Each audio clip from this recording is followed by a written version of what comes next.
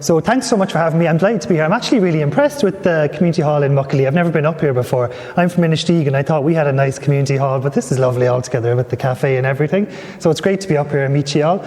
So like Mary said, Rob O'Connor is my name, and I'm here today, Rob O'Connor, that's me, and I'm here today with my colleague Katie, who's also an O'Connor, no relation, so give a little wave, Katie. And Katie's down the back, and we have a box of tricks, so we do have some leaflets and information and things. So for people who might not remember everything that I'm talking about today, we have some information for you. We leave it at the front and you can take some before you go if you want. So as Mary said, I work as part of what's called the HSE safeguarding team. And I'll tell you a bit more about what we do now, but I know it's a little bit small, but I want to introduce ourselves first. So that's all of my team there. There's me in the purple. This was before Katie joined us, so she's not in it. But this is all of us. And we cover the 5 counties in the southeast. So we're in Carlow and Kilkenny and also Waterford and Wexford and South Tipperary. So there's a few of us in each county. We're all dressed in purple there in the picture because that's to mark World Elder Abuse Awareness Day. And that's a really good time to plug it because this Friday actually is World Elder Abuse Awareness Day. So we're going to be in actually all the big post offices in the southeast as well on that day, on Friday. We'll have an information stand, so if you're popping in, if you know anyone that's popping in, if you're collecting your pension, if you go into the post office for your pension payments, anything like that, we'll be there, we'll have information, we'll have advice, you can talk to one of the social workers if you want to meet the team in your post office. So in Kilkenny we'll actually be in the big one on High Street. We'd love to go all to the little ones, but there's just not enough of us, so we'll be in the big one in High Street. So that's all of us there. So we're a team of social workers and we have a nurse on the team as well. And our big job, I suppose, is to support older people if there's a concern of abuse, if there's a concern of mistreatment, or if there's a concern that somebody's not treating an older person in the way that they should be. So that's our big job, really. And then, like Mary said, I'm going to talk to you a little bit about how to prevent that as well. So a lot of that can be stopped by kind of thinking ahead and having plans for your future. So the amount of older people that I've supported over the years, and you'll probably know this yourselves, there's loads of family members who have really strong opinions about how you should be living your lives. And Mammy should be doing this, or Daddy should be doing that, or an auntie should be doing this with their money, or you shouldn't be eating that. Lots of that happens. But what happens then is over time that can become a big row.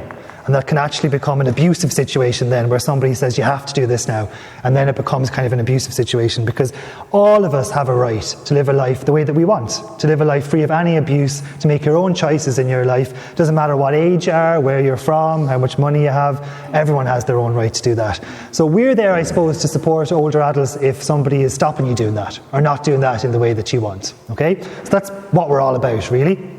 So what do we do? There is a policy in the HSE, really simple terms, like Helen was talking about, plain English in really simple language. We're all about keeping people safe. Everyone has a right to be safe, and people have a right to make a decision about their own life. That's what safeguarding is all about, being safe and making decisions about your own life.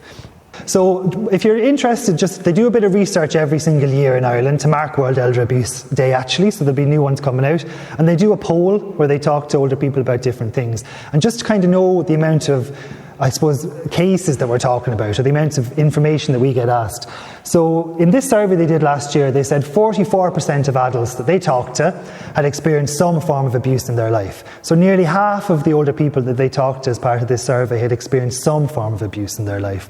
So abuse kind of sounds like a scary word, and you think, it could be somebody that's really threatening or that physically hits you or something like that. But as Mary said, there can be loads of different ways that somebody can be abused. So it could be like being controlling in your life and making you do things that you don't want to do. Maybe not allowing you to spend your money in the way that you want to. Somebody who is supporting you maybe by collecting your pension as an agent, but when it comes back and they're supposed to hand it all over to you, that it's not all there. There's a little bit of your money missing. Yeah. 44% the abuse, is that because they're elderly or abuse they had throughout their lives? I think they spoke to older adults, but it may have been before they were older when the abuse actually happened. Yeah. So it can cover loads of things. And when we think of something like physical abuse, you think of an assault, but it can actually be the threat of something. So if you're an older person and you need a little bit of help, what they say, mobilising or getting up or, getting from one place to another, and somebody does that a bit rough, and you tell them, like, that's too rough now, I need you to be a bit more gentle, and they don't listen, that could be considered physical abuse, or psychological abuse. Again, when you think of somebody being emotionally abusive, it might be calling you names or giving out to you, finger in your face. But it's actually not that. It could be just somebody who treats you a bit harshly or ignores you, or doesn't meet the needs, or, for social interactions and things like that. That can come under psychological abuse. So I'll talk to you a little bit more about the number that we have, because the best thing really is we have a free phone number we give out. There's the likes of me on the other end of the phone, so it's not a robot, it's a human, and it's a social worker that you can talk to, and they can talk it through with you. This is after happening, or I'm a little bit worried about myself, or a little bit worried about a neighbour, or my sister, or my aunt, or whoever it is. This is going on, and I went to that talk in Muckley, and I'm wondering if this is something you can help me out with, and we'll talk it through with you. I'm not going to skip ahead now because I'll say a bit more. So 66% knew somebody who had experienced abuse. So over half said that they'd experienced something themselves, and then nearly 2/3 said they knew somebody else in their life who'd experienced something. So those are really big numbers when you think about it. Less than 20% of those people actually went to somebody for help. So of all those big numbers of people who had experienced something, a lot of them didn't seek help. They didn't go to the Gardaí, they didn't go to anybody, they didn't ring the lights of ourselves. So the biggest thing when we talk to older people, they think, I just hope this will stop, I hope it'll go away itself. And unfortunately we know that usually doesn't happen. So it's really important to know that there is help out there. The most common abuse that we come across, or the most common type of abuse, is that psychological one. So that might be somebody who shouts at you, somebody who's like supporting an older person, or helping with their care needs, that might be a bit gruff, might be a bit cross, might not treat them in the way that they should. So it's not full on calling names or shouting, but it could be just maybe not giving them the information in the way that they can understand. So there's all these real practical things that come into that as well.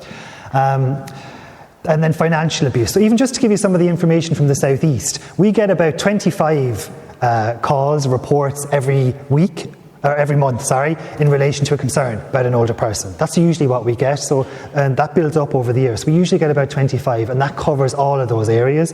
The three biggest ones that we get are physical abuse, psychological abuse, or financial abuse. So I'll talk about the ones, but those are the most common ones that we come across every week. So not all of those might be, full situations where they need a social worker, but it might be a bit of advice, it might be a bit of support, it might be those kind of things. So of those 25 each week. But even in the Southeast here, the numbers are quite high, in terms of what comes into us every single month. Another really big thing to say is we understand that it's scary and it's hard to talk about. When people hear the word social worker, like me, they often go, no, don't want them coming into my house, they're going to tell me what to do, they're going to put us all straight in a nursing home and we'll all go into nursing homes and that's it. That's not what we do, and that's the opposite actually of what we do as social workers. But it's just to say we've talked to a lot of older people over the years and we understand why it can be difficult to talk about these things. So when we've talked to older people, this is the kind of things that they said to us. So they said they didn't talk to somebody because they were a bit afraid they wouldn't be believed. A lot of us can be maybe not remember things in the way that we used to, not remember exactly the amount of detail we used to. And a lot of older people said to us they were a little bit afraid that they wouldn't be believed if they talked about something that was going on in their lives. Another one was they can feel a little bit embarrassed, or you might feel a little bit ashamed. Unfortunately, a lot of the time, the people that may be not treating you in the way that you should be treated are family members. Because they're the ones that are supposed to be looking after you. And sometimes people think, look, I do want this situation to stop and I want a bit of a help, but I don't want to get my son or daughter or niece or whatever it is in trouble, granddaughter, I don't want that at all, but I do want the situation to get better. So they might not have come to ask for help because they just are a little bit ashamed or embarrassed, don't want to get someone in trouble. Which is the second one. I've skipped ahead. Don't want to get the person in trouble. It's going on for so long that you can feel stuck in it. You might be thinking, God, this is the way it always is now. I'm just going to put up with it. And nobody ever seeks help. And we're all guilty of doing that. Another big one is, the relationship is how it's always been. We all come from families. Families are never easy. They can be complicated. And there may be people in your families that have their own issues going on. And we know about that for years. And, lots of people would have that. So it might just be the way that people have always been in a family. But, the situation might have got a bit worse. And, it's not something that people have to put up with anymore. It's hard to find the words. I don't know if you've ever rang a service or even asked for help or looked for help. Sometimes it can be really hard to actually ask for help or seek the words. And we're all really proud. We're proud people. We don't want to ask for help. But there's times in our lives just when it's really helpful to know there is help out there, and the help will come in the way that you want it. That's really important to know.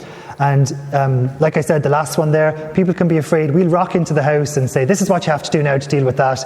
You're never talking to that daughter again. They're bad to you, and that's it. And people are afraid that's the kind of advice they'll get. That's not it at all. But that's what people's fear can be, that you'll come in and take over and tell people what they want to do. So the categories of abuse, like I said, there's actually 7 that we work with. The 3 big ones are physical, psychological and financial. And just to say, when we talk about financial, it might not just be somebody taking your money, is what you'd imagine. It can be somebody putting pressure on you about certain things. Pressure on you about how you spend your money. Pressure on you about maybe how you deal with your money in your will, or who you're leaving your money to, or who your intention is to leave your money to in the future. And it can also cover your property. So it's not just your money, it can be your things. So I know I had a case where an adult son or daughter moved back in, it was a daughter in this case, to a mobile home in the garden of her mother's house, and she used to go in and take bags of coal and not tell the mother. And the mother was actually left then short of coal to heat her own house. The daughter never asked permission, wasn't contributing towards that. And of course, with the best will in the world, you want to help your family members, but this lady was left short for her own house and just didn't know how to have that chat with the daughter. So I supported her to have that conversation, to talk about the worry for her, and to put a little bit of a plan in place that worked for her to make sure that stopped. So that can kind of come under financial abuse as well. We have sexual abuse, which is anybody, I suppose, treating you in any way sexually that you don't want to be treated in. And that can include language, that can include anything like that. So any exposure to anything like that you don't want and you don't consent to, that's considered sexual abuse. Neglect, that can be somebody who's supposed to be doing jobs to look after you, whatever that is, agreed, and they're not doing what they said they'd be doing, essentially. So, everyone has their own care needs, it's completely unique to you, what extra maybe help you might need in your life. So if somebody agrees to do that for you and they're not doing it, that could be considered neglect. The other ones then, discriminatory abuse is treating a person differently just because they're older. So discriminating against somebody and thinking they can't live their life or do something just because they're older, that can be abuse. There's no reason for that. And institutional abuse then, that's the one, like, unfortunately, many of you, did you watch the Primetime documentary? Yeah, so that's that category of institution. So people not being treated that are supposed to be cared for in places like nursing homes, in day centres where people might visit. So that's like a whole kind of service or institution not treating somebody very well. It was a hard thing to watch, wasn't it? Yeah, it was really tough. But again, that's considered abuse. So people not being treated very well in those kind of situations. So who do I tell if I have a concern of abuse? So the first thing is, talking to a family member, talking to somebody you trust, talking to somebody that you have a good relationship with. It could be your doctor, could be your GP, could be the person in the post office when you collect your pension. That's why we're going into the post offices on Friday. Or it could be ourselves. So we're called the Safeguarding Team. What's really important is this is our free phone number. I would advise you to just scribble that down on whatever you have in front of you. I always say touch wood. You might not come across a time when you need to use it or you need advice from ourselves, but it's really good to have it. Stick it up on the fridge, have it behind the clock on your mantle, whatever it is. Know it's there if and when you should need it. So our number is 0818 101 101. And like I said, Katie has a box of tricks and leaflets and it's on those, so you can take it away as well. But it's just one of those numbers that's really good to know if you ever do need it. And it's the likes of me on the phone. So, and I'll just be talking to you about the concern that you have or whatever it is that you need advice in. So that's the number to have. It's coming up again, so don't worry, and we'll give you the leaflet so you have it. So who might abuse? I talked about that. A lot of the time it could be maybe family members, and they may not mean to, whatever the situation is, but it can be family members.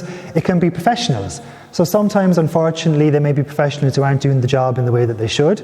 So some older people may have a home help, say, for instance, going in, doing some jobs for you in the house, helping out, and they may not be doing what they should be doing. Or they may be shouting or whatever it is that the concern is, and that's not their job and absolutely should not be doing that. So that can be a concern that can be flagged. Peer abuse, so again, somebody in the day centre or wherever it is, a peer or friend, and they're not treating you in the way that you should be. Or strangers, that's the cases, we don't come across them as often, but again, like Mary said, keeping ourselves safe, keeping your house safe. Somebody that takes your money, or those scams online where they try and trick you out of your money, or those kind of things, that can be stranger abuse. But what's really important to bear in mind is anyone can. There's no group that does it more than the other. It's just to be vigilant about it, I suppose, and be aware of it, that anyone can.